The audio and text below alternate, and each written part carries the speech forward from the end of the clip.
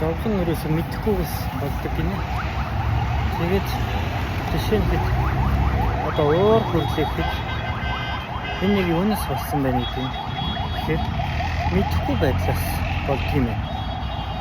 Тэгээд зовлонгийн нэг шалтгаан уур байлгахад энэ зүйл мэдэхгүй байдлаас болсон юм.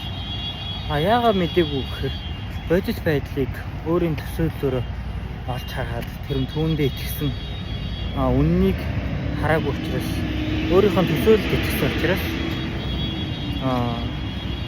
уур тийм байна л да. Тэр нэг байгаа бодит байдлыг мэдээгүй үгээсээ болж уур тийм өөрийнхөө төсөөллөөр гарснаас болж.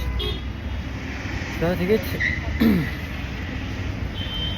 одоо уур хүрлээхэд бодох юм шүү дээ. Би яг юуг мэдээгүй юм бол нэг юм мэдээгүй бол уурсан байх юм. Өөрийгөө анзаарах юм байна.